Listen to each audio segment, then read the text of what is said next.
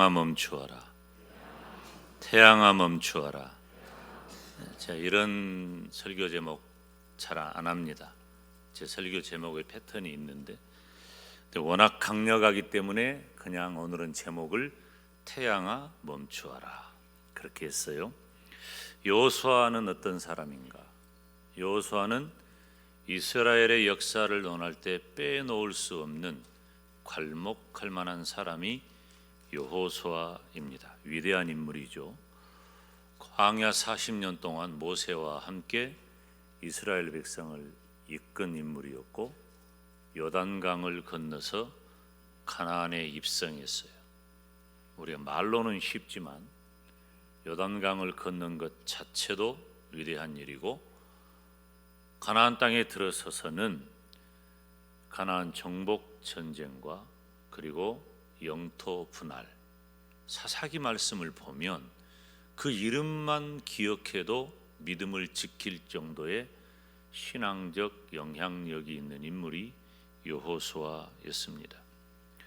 물론 8장의 아이성 전투에서 한번 패배하죠. 그건 해프닝이에요. 아간의 범죄 때문에 하나님께서 가르치시고 경고하시는 과정, 그런 쉼표는 있었지만은 모든 정복 전쟁에 승리한 사람이 바로 여호수아고 여호수아가 이스라엘 민족을 그렇게 이끌었습니다. 그런데 여호수아 9장에 보면 그런 여호수아도 실수를 하는 장면이 나옵니다.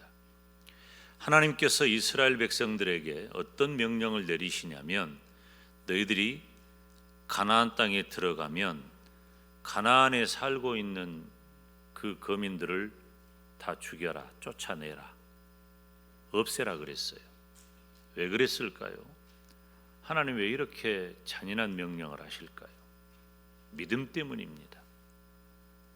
원래는 이스라엘 백성들이 애굽에 살고 있었잖아요. 애굽의 형편은 나일강 삼각주 지역에서 비옥한 땅에 아주 곡창지대가 넘쳐나죠.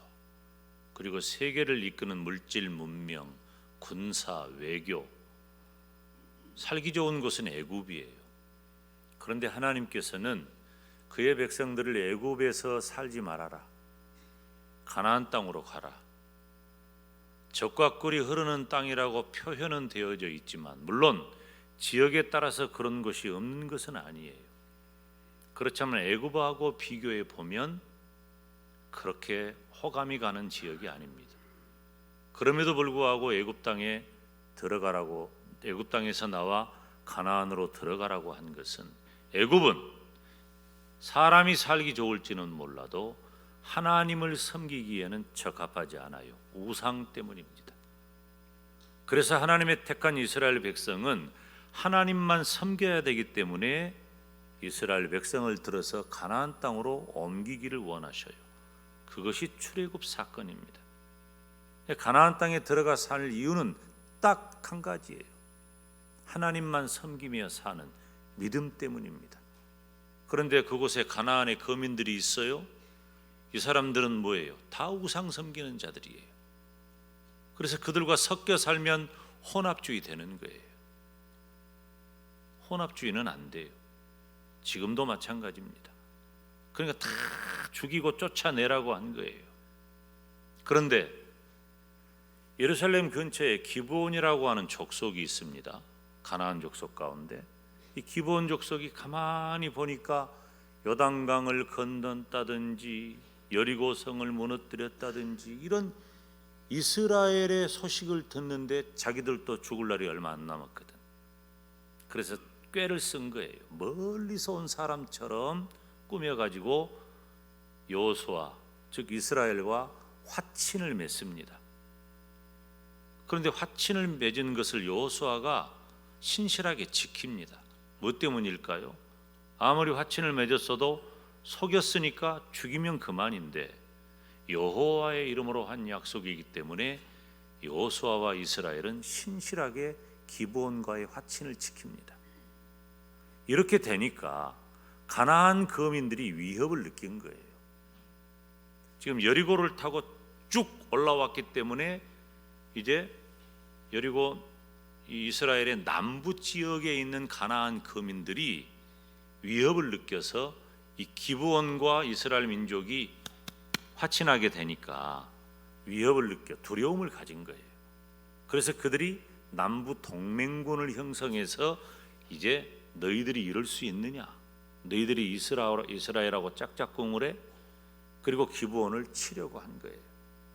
기브온을 치려고 하니까 기브온에서 여호수아에게 이스라엘에게 사신을 보냅니다. 남부 동맹군이 우리를 치려고 하니 당신들 우리하고 화친하지 않았소? 와서 우리를 구해 주시오. 그래서 전쟁이 시작되는 장면이 오늘 본문입니다.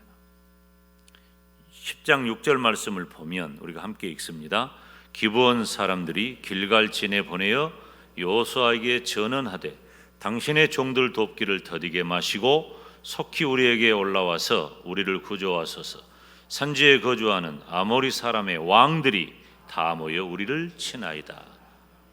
동맹군들이 기브온을 치려고 한다는 것이죠. 물론 여호수아가 실책한 면도 있고 어떤 의미에서는 이 전쟁을 자초한 면도 있어요. 어쨌든 위기입니다.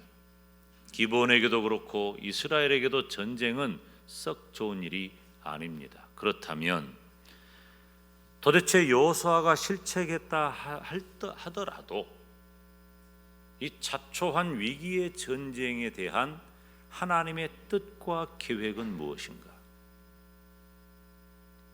여러분, 우리는 우리가 혹 잘못했든지 그렇지 않았든지 형편과 처지가 다 달라요. 어려움을 만날 때가 있는 거예요.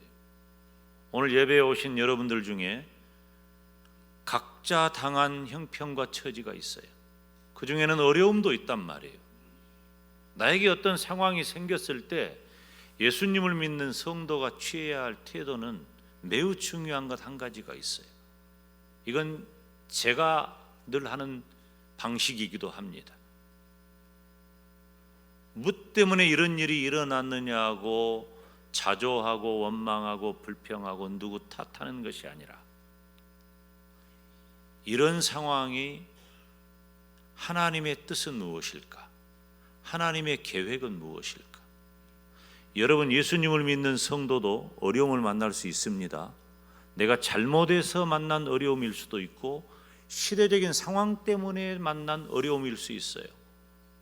우리 장로님도 기도하셨지만은 지금 고금리, 고물가, 그리고 집값 폭락, 집값 폭락한 것이 나하고 뭔 상관이 있어요? 원래 내가 가지고 있던 집 그대로 살고 있었으면 문제가 없는데 신조어가 몇 년 전에 생겼어요. 영끌이라는 말이에요. 그런 표현 좋지 않은데 영혼까지 끌어 모아가지고 집을 산 사람들이 있어요. 집이 막 올라가니까. 그런데 지금은 그렇게 빚을 내가지고 산 사람들이 고금리 때문에 감당을 못해. 집값은 폭락해. 팔 수도 없고 이자 감당하기도 버거워. 온 나라가 난리예요. 도대체 무슨 나라가 몇 년 사이에 집값이 뭐 5억 10억 올랐다가 5억 10억 떨어지는 나라가 어디 있어요? 이거 누구 탓이에요? 장로님 기도하신 대로 우리가 좀 욕심을 부리는 면도 없지는 않겠지만 어찌 됐든 우리는 이런 어려움을 만나요. 큰 어려움들을 만납니다.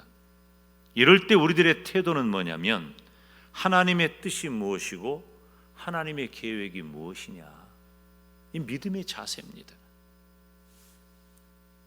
그러면 볼까요? 지금 이스라엘을 향한 하나님의 뜻과 하나님의 계획은 무엇일까요? 두말할 것도 없어요. 우리는 답을 알잖아요. 결국 이스라엘 백성은 승리한다는 거예요. 이것이 하나님의 이스라엘을 향한 전쟁을 만난 하나님의 뜻과 계획이에요. 승리하는 거예요. 7절 8절 말씀을 함께 읽습니다. 시작. 여호수아가 모든 군사와 용사로 더불어 길갈에서 올라가니라. 때 여호와께서 여호수아에게 이르시되 그들을 두려워 말라. 내가 그들을 내 손에 붙였으니 그들의 한 사람도 너를 당할 자 없으리라 하시니라. 내 손에 붙였단 말은 내 손에 넘겨줬다는 말이에요. 네 마음대로 할 수 있다는 말이에요. 하나님께서 하나님의 선택한 백성 이스라엘로 하여금 승리하게 하시겠다는 겁니다. 역대하 7장 말씀을 보면 내 이름으로 일컫는 내 백성이 그 악한 길에서 떠나 스스로 겸비하고 기도하여 내 얼굴을 구하면, 함께 읽습니다. 내가 하늘에서 듣고 그 죄를 사하고 그 땅을 고칠지라. 아멘. 하나님께서 역사를 계획하고 계신다는 겁니다. 여호수아가 기도하면서 하나님의 나타나심을 구한 거예요. 어떻게 기도합니까? 지금 이스라엘에게 필요한 것은 시간도 필요하고 기적도 필요해요. 40km 정도 되는 그 길을 달려가 가지고 멈추지 않고 전쟁을 시작해야 합니다. 오늘 본문에 보니까 여호수아가 어떻게 기도해요? 태양도 멈추고 달도 멈춰달라는 기도를 한 거예요. 이건 동화죠. 소설 같은 얘기예요. 전설 같은 말이에요. 태양도 멈추고, 여러분 그런 기도 해봤어요? 다급해가지고 어려운 일 만나고 힘든 일 만났을 때 그 일 해결해달라는 기도는 하겠지만 태양도 멈추고 달도 멈춰달라는 그런 기도 우리에게 가능할까요? 자, 봐요. 12절 말씀을 보면 여호와께서 아모리 사람을 이스라엘 자손에게 붙이시던 날에 여호수아가 여호와께 고하되 이스라엘의 목전에서 가로되 태양아 너는 기브온 위에 머무르라. 달아 너도 아얄론 골짜기에 그리할지어다. 태양도 멈추고 달도 멈춰달라는 거예요. 어떻게 됐을까요? 13절 말씀을 보면 태양이 머물고 달이 그치기를 백성이 그 대적에게 원수를 갚도록 하였느니라. 태양도 머물고 달도 그쳤습니다. 이 말이 됩니까? 있을 수 없는 일이에요. 어떻게 이런 일이 가능해요? 이런 것을 기도하는 사람도 그렇지만 이런 일이 일어났다는 것 또한 믿을 수 없는 일이잖아요. 여러분, 우리 믿음의 세계는 무한합니다. 우리의 생각과 우리의 상황보다도 우리가 걸어가야 할 믿음의 세계는 훨씬 더 깊고 무한하다는 거예요. 어디까지가 끝인지 몰라요. 문제는 뭐예요? 그 하나님을 내가 가진 사고의 틀 속에 가둬놓는 거예요. 내 경험이라고 하는 박스 안에 하나님을 집어넣어놓고 하나님을 그런 정도의 하나님으로 우리가 신앙하는 거예요. 우상을 섬기는 자들하고 다를 바가 뭐 있어요? 하나님을 그 정도로밖에 우리가 평가 못하는 거예요. 우리 믿음의 한계입니다. 그런데 하나님은 어떤 분이셔요? 오늘 본문 14절 말씀을 보니까 함께 읽습니다. 시작. 여호와께서 사람의 목소리를 들으신 이 같은 날은 전에도 없었고 후에도 없었나니 이는 여호와께서 이스라엘을 위하여 싸우셨음이니라. 이는 여호와께서 시간과 공간을 지으시고 다스리시는 그 영원하신 하나님께서 친히 기적을 행하신 겁니다. 우리의 생각이 아니에요. 어떻게 해가 멈춰요? 어떻게 달이 머무릅니까? 그런 기도 해봤어요? 우리가 신앙하는 하나님을 그 정도 하나님으로 우리가 존중하고 그 정도로 하나님 앞에 구해봤냔 말이에요. 다 우리가 계산기 두드려가지고 이것 해달라 그러지. 하나님을 우리의 계산기 속에 가두지 마세요. 하나님을 우리의 생각 속에 가둬놓지 마세요. 그건 다 우상 섬기는 자들, 하나님을 모르는 자들이 하나님처럼 만들어서 섬기면서 그들의 사고 영역 안에 그들의 신들을 조성해 놓고 그들이 구하는 그 범위밖에 안 되는 거예요. 그러니까 요나처럼 하나님의 명령 어기고 타시스로 가는 배를 타고 마는 겁니다. 그러면 될 줄 알았지.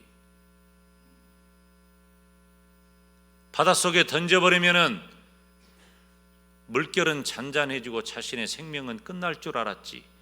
하나님은 어떤 사람은 고래라고 하지만 고래가 아니에요. 고래라고 안 했으니까. 큰 물고기를 준비해 놓으셨다가 요나를 3일 3야 물고기 뱃속에 가둬놓습니다. 안 죽어요. 물고기 뱃속에서도 안 죽고 3일 만에 다시 육지에 토해내고 그 사명을 감당하게 해요. 이게 인간의 사고 영역 안에, 인간의 의학적, 물리적 영역 아래 가능한 일입니까? 아니에요. 벗어난 일이에요. 상상도 못할 일이에요. 해가 어떻게 멈추고 달이 어떻게 멈춥니까? 그런데 그 일을 하나님이 하셨다는 겁니다. 그때 여호수아가 기습을 감행했고 가나안 족속들이 피하는 곳은 어디예요?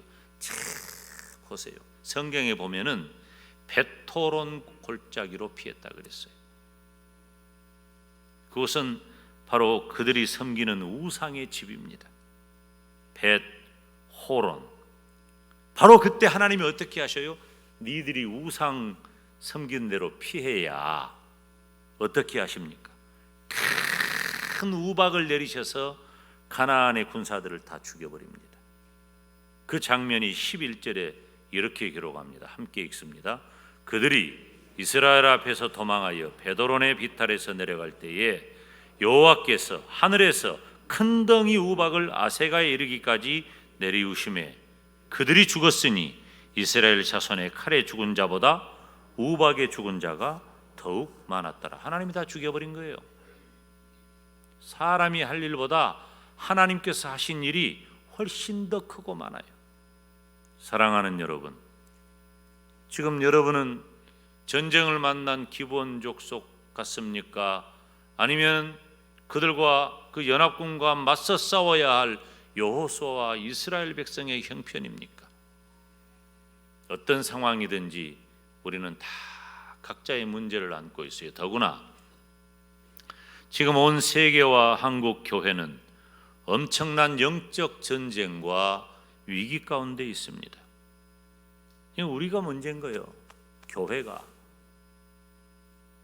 한국 교회는 1955년 기준으로 성도가 60만 성도였어요. 전쟁 끝난 다음이죠. 그리고 1980년 이후에 한국 교회는 1천만 성도가 됩니다. 대부흥과 성장을 한 거죠. 세계 교회가 깜짝 놀랐습니다. 세계 교회를 주도하고 세계 신학을 주도하는 나라가 대한민국이 된 거예요. 세계 기독교 역사에 유례가 없어요.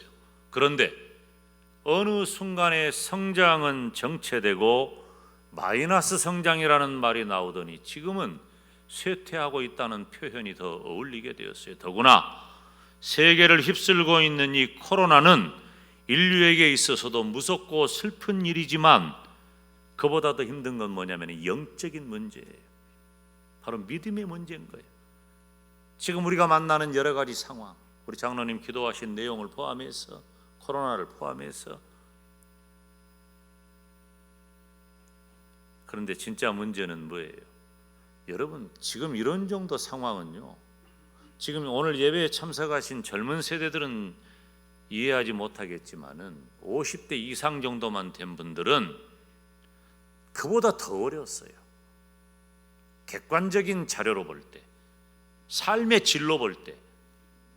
근데 그때는 살았고 왜 지금은 위기라고 말하냔 말이에요. 전쟁의 폐허 속에서도 군데군데 교회는 세워졌고 대부흥의 역사를 이루었고 그와 함께 우리 조국 대한민국도 어마어마한 부흥 성장을 이루었잖아요. 그런데 지금 뭐예요? 코로나가 시작된 2020년도에 지금 우리 교단 문제, 우리 교회 한 300만 성도거든요. 근데 2020년에 17만 명이 감소했어요. 통계 자료가 그래요. 교세 통계 보고서에 의한 자료가 그럽니다. 21년도는 9만 명이 감소했어요. 2020년, 21년 두 해 동안에 400교회가 우리 교단에서만 문을 닫은 거예요. 다 연약한 교회들이죠. 상가 교회들. 성도들의 상태는 세워진 교회에 대해서 부정적이고 떠다니는 교인들이 많아요. 교회 공적 예배에 나오지도 않고 방황한 분들이 많습니다. 영적으로 쇠퇴해버린 거예요. 그런데 사이비 이단 세력들은 더욱 교묘하고 지독하게 교회와 성도를 위협하고 있습니다. 우리는 다시 본문으로 돌아가 여호수아가 실책에서 자초한 이 전쟁의 위기에서 이스라엘을 향하신 하나님의 뜻과 계획이 무엇이냐? 제가 다시 말하지만 그것은 이스라엘의 승리라고 하는 겁니다. 여러분 지금 어려움 만났습니까? 그것 때문에 힘들고 어렵습니까? 숨이 가쁩니까? 여러분 안 끝났어요. 하나님은 저와 여러분에게 반드시 승리를 주실 줄로 믿습니다. 아무리 가나안 족속이 연합해서 희망 없는 전쟁이 벌어졌다 할지라도 하나님의 뜻은 이스라엘의 승리에 있다는 것입니다. 지금 모든 지수가 다 암울한 것이 한국교회예요. 그런 한국교회를 향한 하나님의 뜻과 계획이 무엇입니까? 우리가 믿음의 눈을 떠서 볼 수 있다면 명확해요. 저는 확신해요. 한국교회는 다시 부흥하고 성장할 줄로 믿습니다. 우리 영광대교회를 향한 하나님의 뜻과 계획은 복음의 승리를 통해 부흥하고 성장하는 것을 믿으시기를 바랍니다. 우리 교회가 2023년 새해의 목표를 하나님의 사랑으로 영광을 품자고 하는 겁니다. 우리 교회는 다른 것 아니에요. 가장 안 되고 가장 어려운 것, 전도. 그래서 제가 이례적으로 새해 첫 주일 설교를 전도에 미련한 것으로, 미련해 보여도 우리는 전도해야 돼요. 전도를 통해 부흥하고 성장하기를 소망하면서 새해 첫날부터 우리 교회는 말씀과 기도와 전도를 위한 집회를 가졌습니다. 은혜 받은 줄로 믿습니다. 지금 우리에게는 하나님의 역사, 하나님께서 베푸시는 기적이 필요합니다. 태양도 멈추고 달도 멈춰야 합니다. 그것이 필요해요. 그런데 그것이 가능한 이유는 하나님께서 지금 이 순간에도 부흥을 계획하고 계시기 때문입니다. 상황 때문에, 형편 때문에, 객관적으로 전문가들이, 아이고 여러분 지금 전문가들이 이 내놓은 그 자료들을 보면은요, 최근 우리 사회에, 우리 이 사회에 등장하는 이슈 가운데 첫 번째가 뭐냐면은 평균 실종이에요. 평균이 실종됐어. 다시 말하면 양극화가 너무 심해졌단 말이에요. 양극화가 심해져 가지고 못 살겠다는 사람들이 많아요. 안 되겠다는 사람들이 많아요. 부정적인 지표가 훨씬 많아요. 평균이 없어졌다니까. 그래서 많은 사람들이 좌절하고 용기를 잃어버린 시대가 된 겁니다. 우리나라 정책만 해도 그래요. 10년도 못 내다보고 50년도 못 내다보고, 저 어렸을 때 아들 딸 구별 말고 둘만 낳아 잘 기르자, 잘 기른 딸 하나 10 아들 부럽지 않다, 부자식이 상팔자다. 이게 말이에요? 뭐예요? 지금은 뭐예요? 돈 줘가면서 결혼하라 그러고, 돈 줘가면서 애 낳으라고 그래요. 키워줄 테니 애 낳다오. 다 싫다 그럽니다. 나라가 애를 키워준다고 해도 안 난다 그래요. 몇십 년도 못 내다봐. 그 외에도 환경과 정책에 따른 실수와 어려운 상황은 계속 되풀이되고 고스란히 이 시대를 사는 우리의 문제가 되어버렸어요. 정부도 경제발전도 세계화도 그 어떤 것도 현 세대와 미래 세대에 대하여 희망을 주지 못합니다. 방향이 잘못됐어요. 그러한 것들이 우리의 희망이 되리라는 방향이 잘못된 거예요. 예수님을 믿는 성도는 그런 것에 희망을 두는 방향을 잡으면 안 되는 거예요. 그것이 우상이고 그것이 잘못된 거예요. 이 시대를 살아가는 성도와 교회는 어떻게 해야 할까? 7절 말씀해 보니까 여호수아가 모든 군사와 용사와 더불어 길갈에서 올라가니라. 못하기 위해, 전쟁하기 위해 나가야 되는 거예요. 왜? 하나님은 승리를 주시기 때문이에요. 지금 우리들이 뭐 하고 있습니까? 도대체 왜 돈 때문에 좌절하고, 왜 여러 가지 지표 때문에, 상황 때문에 좌절하고, 이것 때문에 못 살겠다고 여기에 왜 우리 인생에 초점을 맞추냔 말이에요. 경제가 좀 어려우면 좀 가난하게 살면 되지 않아요? 우리가 누려왔던 것에서 조금 낮춰요. 그렇게 살면 되는 거예요. 진짜 중요한 것은 그렇게 살더라도 내가 하나님 신앙하며 믿음 지키며 천국 백성답게 사는 것이 더 중요하다는 거예요. 우리가 가난하고 못 먹고 못 입고 살 때에는 예수님 믿고 구원받아 천국 가자는 그 복음이 영향력 있게 증거되었는데, 등 따스고 배부르니까 이제는 조금 살기 어려우니까 못 살겠다고. 여러분, 그것 아닙니다. 우리들의 삶의 방향은 그것 아니란 말이에요. 그런 것에 우리의 방향을 두지 말고, 그런 것에 우리의 희망을 두지 말고, 그런 것 때문에 좌절하지 말잔 말이에요. 하나님은 태양도 멈추고 달도 멈추게 하실 수 있는 분이에요. 지금 이런 위기 상황 가운데서도 하나님이 우리에게 약속하시고 분명한 것은, 우리가 믿음으로 살면, 하나님을 의지하면 하나님은 반드시 우리에게 승리하게 해주실 줄로 믿습니다. 날아가는 새는 뒤를 돌아보지 않습니다. 앞만 보고 가는 거예요. 왜 그런 줄 알아요? 날아가는 새가 뒤를 돌아보면 목이 부러져 버려요. 그래서 뒤를 못 보는 거예요. 안 보는 게 아니라 못 보는 게, 봐서는 안 돼. 새가 날아가면서 뒤를 보는 순간 목이 부러지는 거예요. 믿음은 날아가는 새와 같아요. 뒤를 보지 말고 앞만 바라보고 하나님만 바라보고 나가야 돼요. 지금은 바닥인 것 같아도 교회와 성도는 주님 오실 때까지 복음으로 전진해야 할 줄로 믿습니다. 자꾸 뒤돌아보지 말아요. 교회는 사단 마귀의 계계에 뒷걸음할 수가 없는 거예요. 길이 끝난다고 끝난 것이 아니에요. 길이 끝나는 곳에서 길은 다시 시작되는 겁니다. 지금 바닥인 것 같아도 시작하면 우리가 길갈로 올라가면 되는 거예요. 길갈로 올라가면 하나님께서는 태양도 멈추고 달도 멈춰서 시간도 주시고 기적도 일으켜 주신단 말이에요.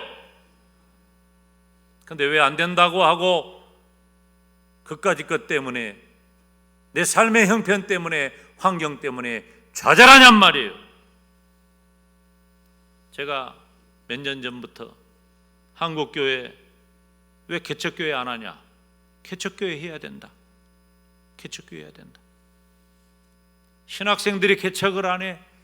젊은 목사님들이 개척을 안 해. 내가 그래서 오직이야 그랬어요. 내가 빨리 은퇴하고 개척해야 쓰겠다. 오직이야. 젊은이들이 믿음이 좋은데 목사가 안 되려 그래. 믿음이 좀 좋은 분들은 무조건 목사 되려고 해야 돼요.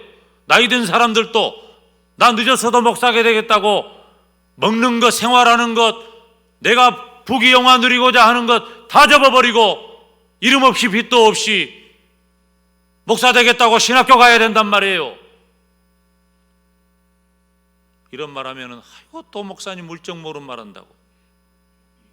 이 목사 신학교 갈 때 밥이나 먹고 살까 걱정하면서 신학교 갔어요. 그래도 신학교 가면서 장가도 갔어. 걱정 하나도 안 했어요. 그냥 주의 종 되는 길, 복음 전하는 길, 그것만 바라보고 간 거예요. 근데 지금 한국교회가 개척교회도 안 하고, 누가 뭐라고 그러더라 나한테, 목사님 교회가 이렇게 많은데 뭔 또 개척교회를 하자고 하냐고 나한테 그래요. 내가 뭐라고 했겠어? 안 믿는 사람들이 이렇게 많은데 왜 개척교회 안 하냐? 선교사가 많아요? 세계 인구 가운데 안 믿는 사람들이 80억 인구 가운데 이렇게 안 믿는 사람들이 많은데 왜 한국교회가 선교사를 안 보내?